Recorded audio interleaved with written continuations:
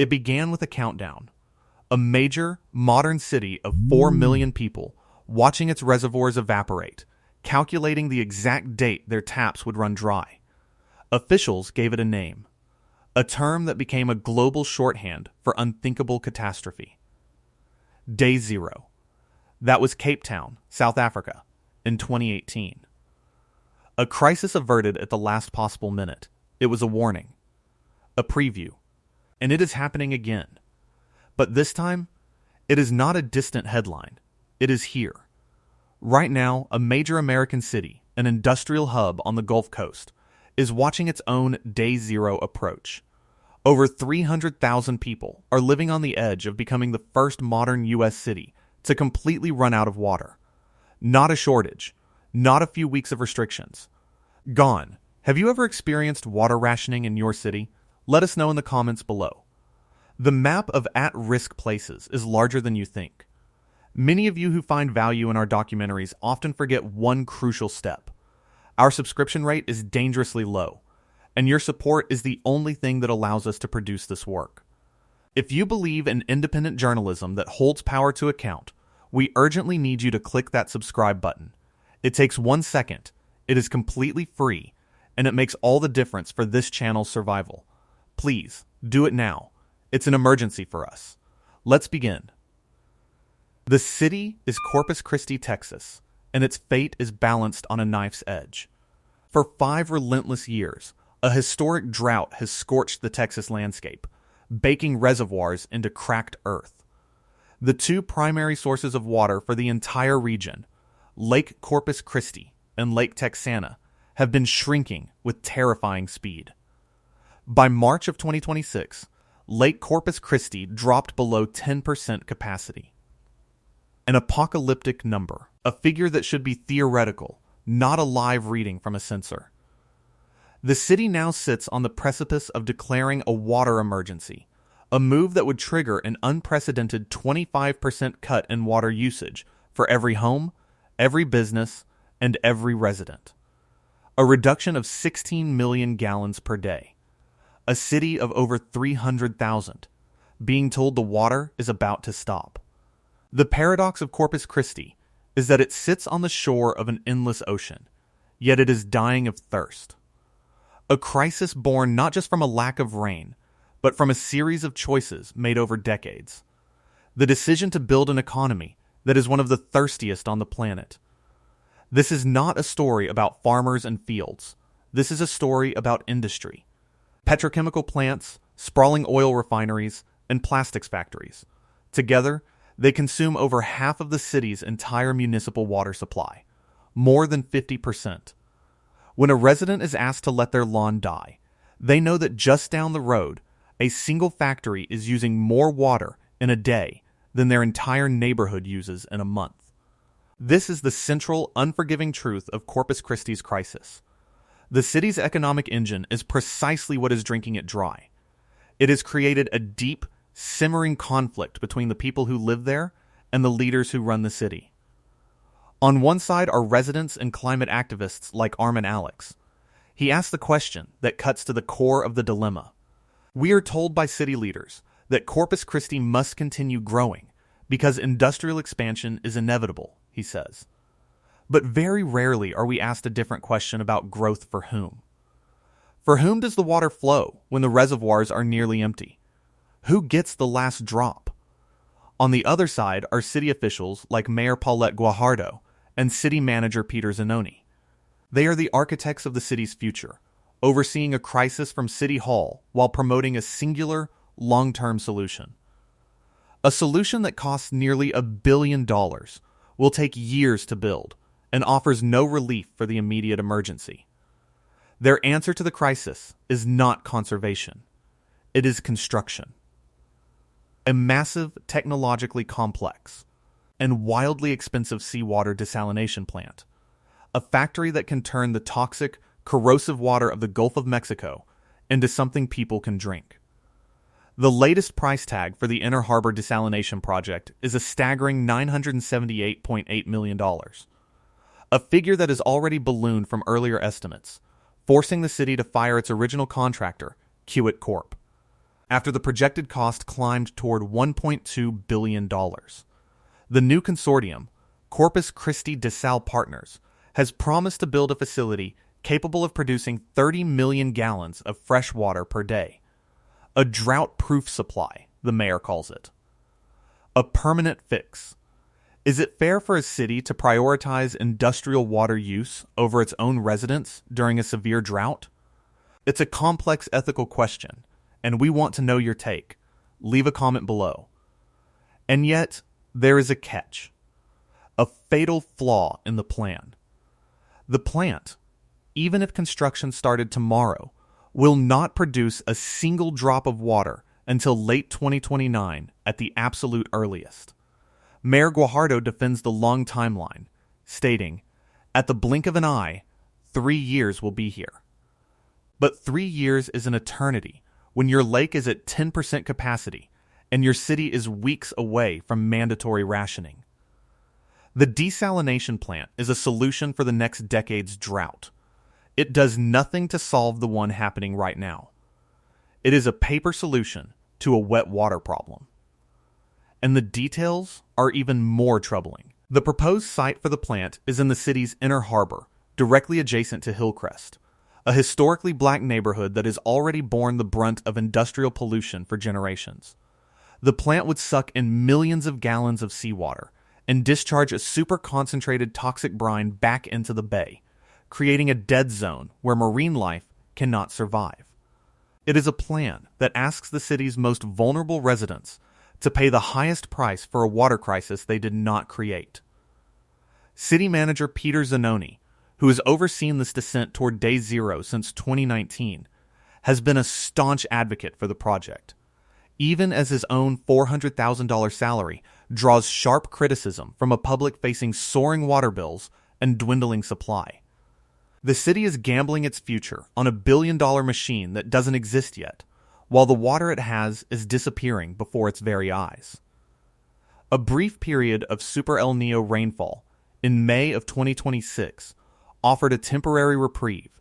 It pushed the emergency timeline back, delaying the 25% mandatory cuts from September to December 2026. A few inches of rain bought a few months of time, but it did not solve the underlying problem. The reservoirs remain critically low, the drought is ongoing, and the industrial demand has not slowed down. In fact, some of it is a closely guarded secret. In 2025, it was revealed that a single cryptocurrency mine consumed over 11 million gallons of public water. When journalists asked for the 2026 figures, the city refused, invoking the Texas Utilities Code to keep the facility's water usage a secret from the very people whose water it was drinking. A city on the brink of collapse, providing cover for its thirstiest customers. This isn't just a Texas story. This is a preview of a future that has already arrived in other parts of the country. If you want to see what happens when the countdown clock hits zero, you have to look 1,000 miles west to the affluent, sun-drenched desert outside Scottsdale, Arizona. You have to look at a community called Rio Verde Foothills. This is not a story of urban decay. This is a story of wealth and privilege discovering a brutal truth. Money cannot make water appear where there is none. Rio Verde Foothills is a suburb of sprawling, expensive homes with a median price over $800,000. It is a place people move to for open space and desert views. But it is an unincorporated community, meaning it had no government of its own, no municipal water utility. For years, its residents survived on a loophole. They purchased water hauled in by trucks from the nearby city of Scottsdale. They were buying water that belonged to someone else. It was a system built on a promise, what water lawyers call paper water. The idea that a developer can sell a home with a guarantee of water access, even if the physical wet water to fulfill that promise doesn't actually exist locally. It's a gamble on a future that is never guaranteed. If this documentary is opening your eyes to the scale of this crisis, please take a moment to like this video and share it with your family and friends. Awareness is the first defense against a crisis nobody sees coming. On January 1st, 2023, that gamble failed. The city of Scottsdale, facing its own mandatory cuts from the shrinking Colorado River, turned off the tap. Citing its own drought contingency plan, Scottsdale officially ended its water hauling agreement with Rio Verde Foothills. In an instant, 1,400 homes lost their only source of water. The trucks stopped coming. The tanks started running dry. It was day zero, delivered not to a sprawling city, but to a wealthy enclave in the middle of the desert. The impact was immediate and devastating. Residents like Cody Ream, who organized protests and became a voice for the community, described the surreal nightmare of living in a luxury home without a functioning tap. "We're not really getting to live in our house," he said. Basic life became impossible. Cooking pasta was a risk. If you misjudged the water, you could boil a pot dry and ruin it. Washing dishes was out of the question. Families switched entirely to disposable paper plates and cutlery to avoid using a single drop of water on cleaning. Showers became a carefully rationed luxury. People captured rainwater in buckets. They drove to friends' houses in other towns just to do laundry. A community of American citizens in the 21st century, living in $800,000 homes, was reduced to a survivalist existence overnight. The fight that followed was bitter and politically charged. The residents of Rio Verde Foothills were trapped. They were not citizens of Scottsdale, so they had no political say in its decisions. But they were entirely dependent on it for their survival. It was a crisis of jurisdiction, a consequence of decades of unchecked development in a region that never had the water to support it. The American West is built on this fragile foundation of paper water, of promises that the climate is now breaking. For 3 years, the residents fought. They protested. They lobbied. They took their case to the media. They became a national symbol of the water crisis. Finally, on January 1st, 2026, 3 full years after their water was cut off, a solution arrived. A private utility company, EPCOR, stepped in and built a new dedicated water standpipe for the community. Water started flowing again. But salvation came at a steep price. The new hauled water cost 16 cents per gallon on top of a $75 monthly service fee. A massive price hike. It was a solution born of desperation, a private sector fix for a public sector failure. For the residents of Rio Verde Foothills, the ordeal was over. But for the rest of an overextended American suburbia, it was a terrifying precedent.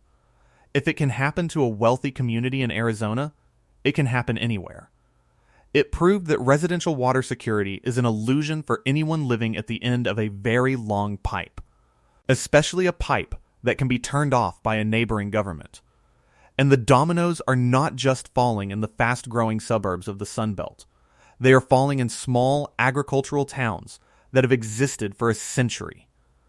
Places that have always believed their access to water was guaranteed. You have to look at Coalinga, California, a town of 17,000 people in the state's Central Valley. Coalinga is not a new development. It is an established community, the kind of place that forms the backbone of America's agricultural heartland. And in late 2022, it nearly ceased to exist. Unlike Corpus Christi, which relies on local reservoirs, or Rio Verde Foothills, which relied on a neighboring city, Coalinga's lifeline is a massive piece of federal infrastructure. The Central Valley Project, a complex network of canals and reservoirs managed by the U.S. Bureau of Reclamation. The town's water comes from the San Luis Reservoir, nearly 90 miles away, delivered through the California Aqueduct. For decades, that supply was reliable. The town historically received an allocation of around 10,000 acre-feet of water per year, enough to run the city, support the residents, and power the local economy. Then came the drought. The same systemic aridification that was draining Lake Mead and the Colorado River was also strangling Northern California. The snowpack that fed the Central Valley Project vanished. In 2022, the Bureau of Reclamation made a decision that sent shockwaves through the entire state. It slashed water allocations for its clients. For Coalinga, the cut was catastrophic. their allocation was reduced to just 1,920 acre-feet, an 80% reduction. In a single bureaucratic decision made hundreds of miles away, Coalinga's water supply was erased. The city's mayor at the time, Ron Ramsey, sounded the alarm. In October 2022, he warned that the city's water supply could be completely exhausted within 2 months. By Christmas, the taps could run dry. The town was forced onto the open water market, trying to buy emergency water from other districts at exorbitant prices, putting the municipal budget on a path to bankruptcy. It was a bidding war for survival. A late-season negotiation bumped a tiny bit more water to the town, raising its allocation to 2,500 acre-feet. But it was still a fraction of what was needed. Coalinga was a town held hostage by a spreadsheet, its fate decided by federal water managers forced to choose who got water and who did not. This story reveals a crucial, often overlooked aspect of the American water crisis. It is not just a climate crisis. It is an infrastructure and policy crisis. The legal frameworks governing water, like the Colorado River Compact of 1922 or the operating rules for the Central Valley Project, were written in a different era. They were based on rainfall and snowpack measurements from an abnormally wet period in the Earth's history. They allocated more water on paper than exists in the river systems today. For a century, that miscalculation was an abstraction. Now, it is a reality that is forcing small towns like Coalinga to the brink and pushing major cities like Corpus Christi to make billion-dollar gambles. The system is breaking under the strain of a 21st century climate, battering 20th century assumptions. This is our second reminder, and I promise I'll try to make the next one funnier. But this is serious. Only a small fraction of you watching are subscribed. Hitting that button is the single most important action you can take to ensure we can keep making these deep dives. It costs you nothing, but it means everything to us.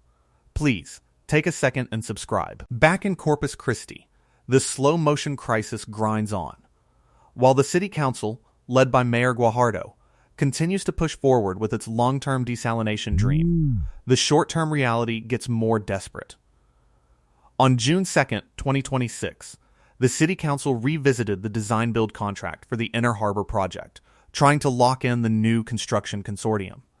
It's a move that signals their unwavering commitment to the plant, a project they see as the only path to long-term security.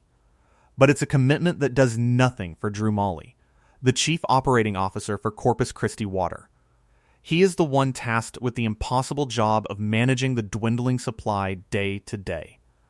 He has to balance the public's outrage with the unyielding thirst of the city's industrial base. He is the one who has to break the news of restrictions, who has to watch the lake levels fall, knowing his only real tool is to ask people to use less, while a handful of industrial users consume the majority. The city is caught in a trap of its own making. It courted heavy industry for decades, offering cheap water as an incentive. It built its tax base and its job market on companies that need massive volumes of water to operate. Now, in the face of a historic drought, it cannot simply turn off the tap to those companies without cratering its own economy. It is a choice between economic collapse and hydrological collapse, and they are running out of time to choose. The national context for this is chilling. While Corpus Christi, Rio Verde, and Coalinga are the acute symptoms, the chronic disease is widespread. According to data from the CDC Foundation, an estimated 2.2 million Americans already live in homes without access to running water or basic plumbing. This is not a problem of the developing world. This is here. Now, it is on tribal lands where infrastructure was never built. It is in rural communities where wells have run dry. It is in pockets of urban poverty where pipes have crumbled and investment has disappeared. The water crisis is not a future threat. It is a present-day reality for millions. The scenarios playing out in Texas and Arizona are simply the crisis graduating, moving from the forgotten fringes into the mainstream of American life, threatening major cities and affluent suburbs. The proposed solutions are as varied as they are contentious.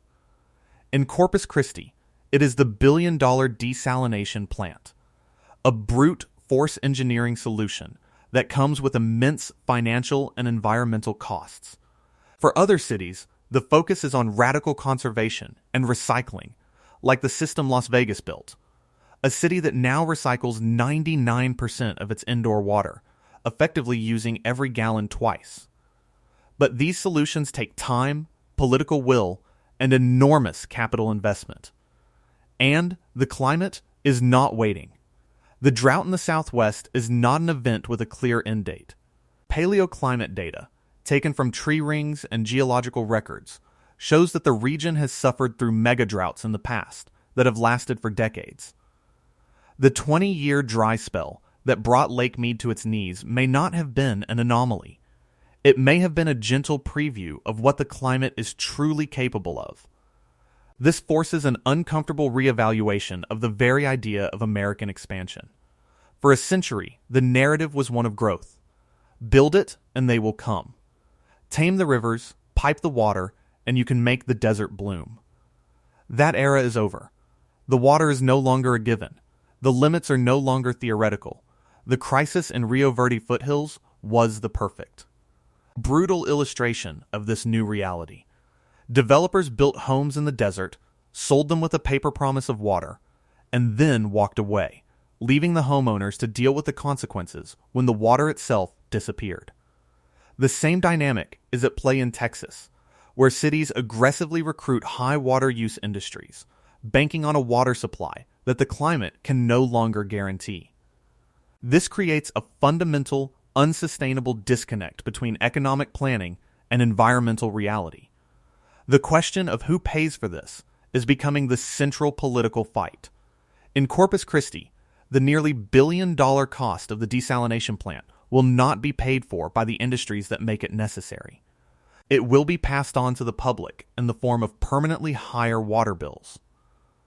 Residents will be paying a tax on survival, funding a project to supply water to the very factories that consumed the original supply.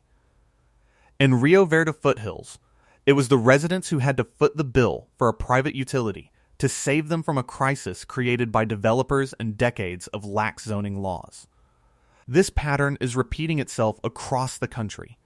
The costs of miscalculation are being socialized, placed on the shoulders of the public, while the profits that were generated from the unsustainable growth remain private. Okay, this is the last time, I swear, and I'll add a little humor as requested. I know this is the third time I've brought this up, but our channel's analytics tell me that over 80% of you watching right now haven't subscribed. If this documentary was a city, its reservoir would be at 20% capacity. We are in stage 4 restrictions for new subscribers. Clicking that button is like a massive rainfall event for us. It's free, it's one click, and it would really help us not go to day 0. Thank you. What happens next in Corpus Christi will be a test case for the rest of the nation. Will the last-minute rains of 2026 provide a long enough buffer for a real recovery? Or was it just a momentary pause in a terminal decline? If the mandatory 25% cuts go into effect in December, will they be enough to stabilize the system? Or will they be the first step in a series of ever more draconian restrictions, leading inevitably toward the day when the pumps at Lake Corpus Christi and Lake Texana can no longer draw water? When COO Drew Molly has to announce that the system cannot deliver. The city's leaders are betting everything on a machine that won't exist for years. They are asking their citizens to have faith in a long-term engineering dream while they live through a short-term logistical nightmare. The real story of the American water crisis is one of a slow-motion, invisible disaster that is suddenly becoming visible. For decades, the problems were hidden underground, in aquifers being drained faster than they could recharge. They were hidden in complex legal documents that promised more water than nature could provide. Now, the consequences are breaking the surface. They look like the bleached, exposed shorelines of Lake Mead and Lake Corpus Christi. They look like the shuttered boat ramps and the abandoned docks. They look like the families in Rio Verde foothills forced to use paper plates. They look like the fear in the eyes of a small-town mayor in Coalinga, trying to figure out how to buy enough water to get through the month. The illusion of infinite water, the founding myth of the modern American West and Southwest, is broken. The future will be defined by scarcity, by difficult choices, and by a new understanding that water is not a commodity to be exploited, but a finite resource to be managed with extreme care. Corpus Christi may or may not be the first major American city to hit day zero, but the fact that it is even a possibility, the fact that reporters like Dylan Baddor of Inside Climate News can write, "No modern American city has ever run out of water, but chances are rising that Corpus Christi, Texas, could be the first," is a sign that the entire system is failing. A warning siren for every other city that has built its present on a water supply it cannot guarantee for the future. The crisis is not coming. It is here. It is just not evenly distributed.